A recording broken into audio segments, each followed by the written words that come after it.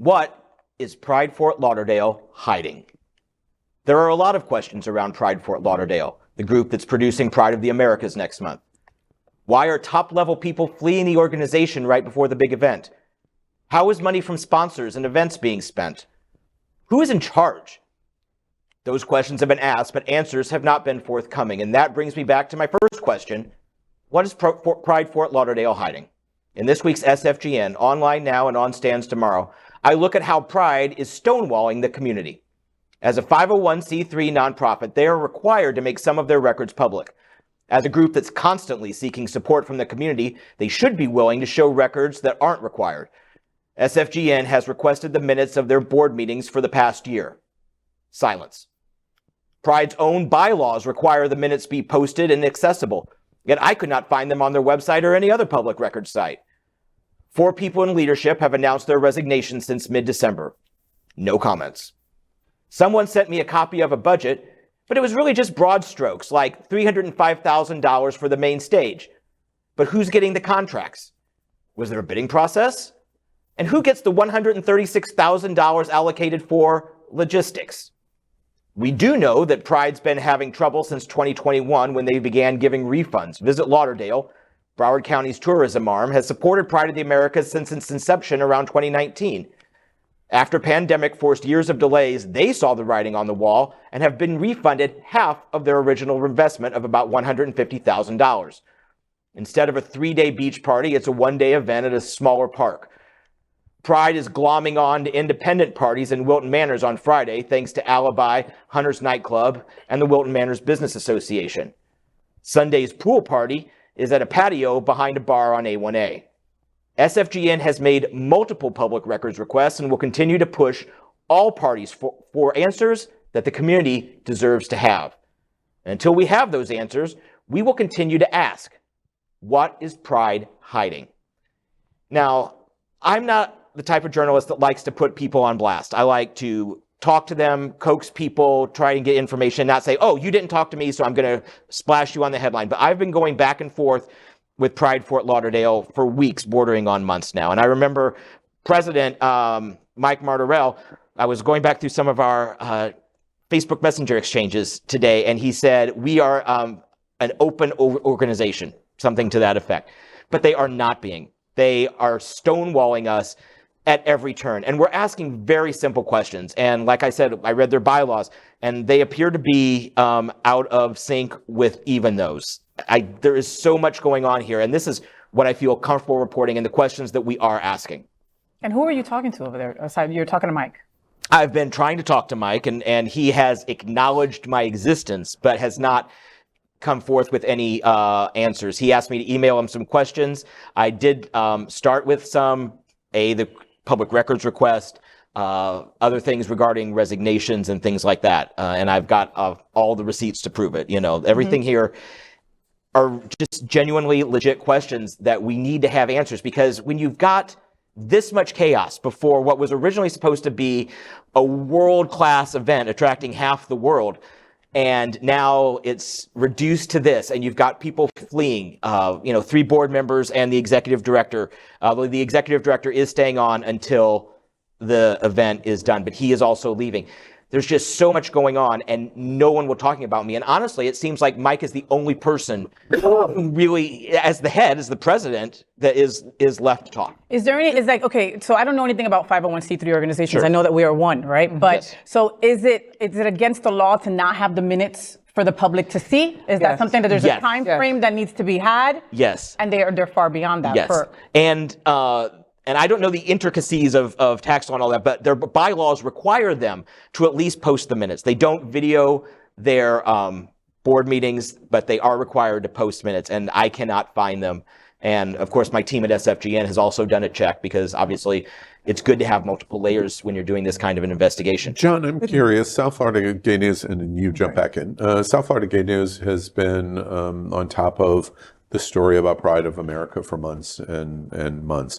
Clearly in SFGN's expose on Pride of America, you're getting contacts of people that are communicating with you because they're revealing information and documentation. What is going on there? What's the current in terms of how you're being communicated to? People inside the organization who feel that this needs to be brought to light, and people who are outside the organization. They're, obviously they work with a lot of different venues and agencies to bring something like this together.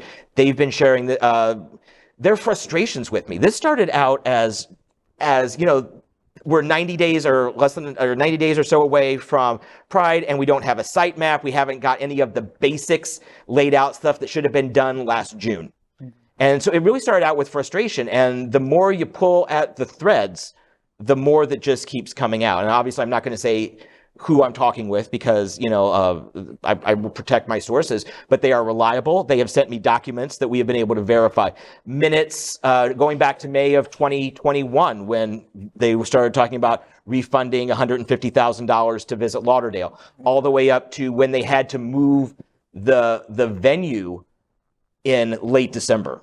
So people inside and near it are talking, and my sources are very truthful, are very reliable. But Boy George will be there, right? Boy George will be there. The That's check all I want to know. The check has been cashed and cleared. He will be there. I heard that the VIP event on Friday had sold out, but that's about it. That's the only thing I heard. Hearing this story, Yeah.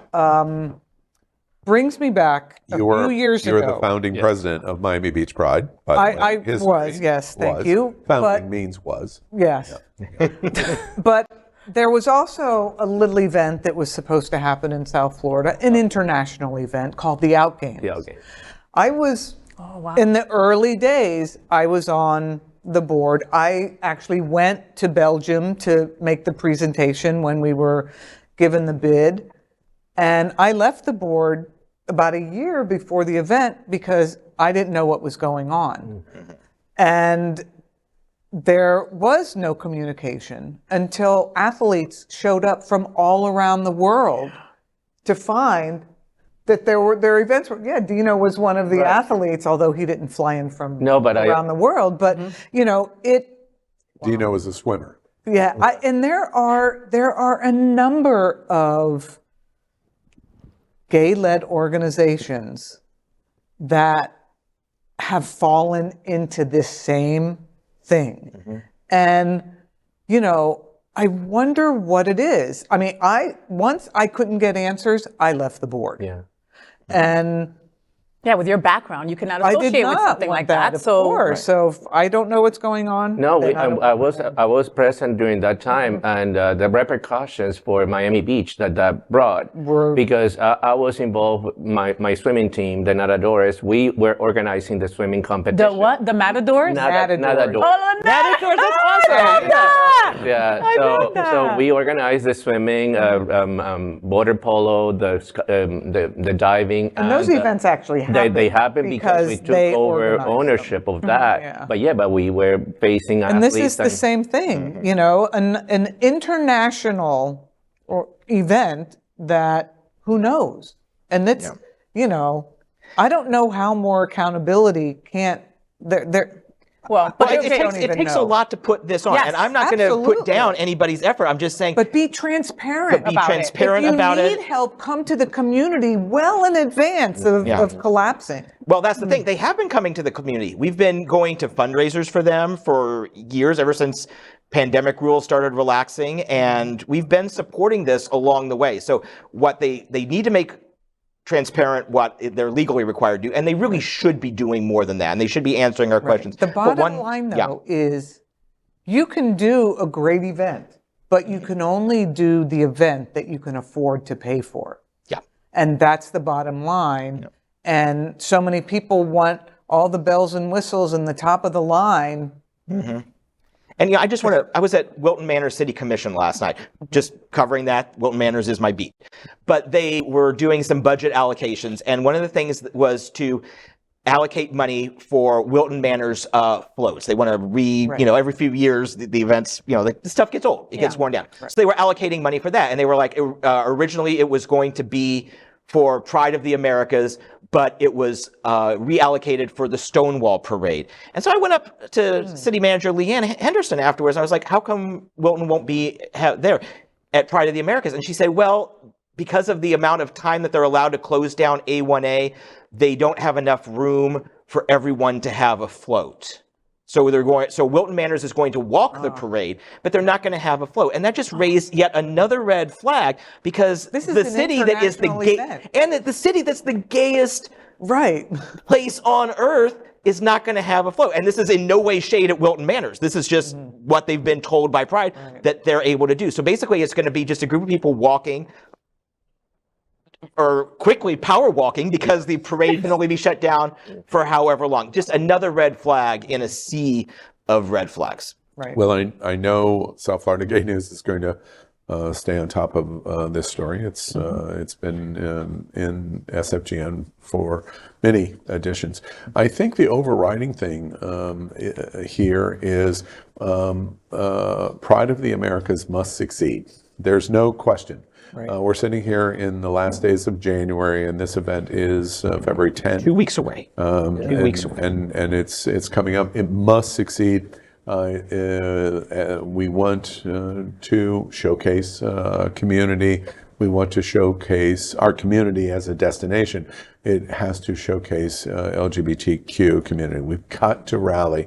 And if there are things that we can do, these voices have to start to speak up and say, please, we need this, or we need this, or we need this. And I think that that's the point of your story in terms of the transparency. Right.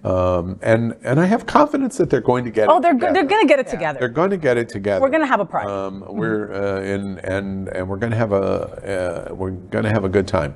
But if SFGN,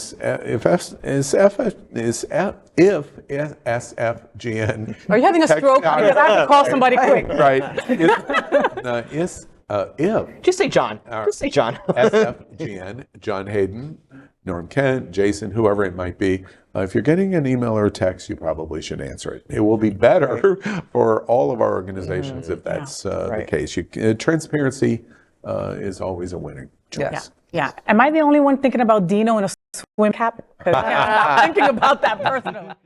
So, did you enjoy the show? I know you did. So make sure to click subscribe so you won't miss any of the events, news, or interviews right here on the Faye What Show.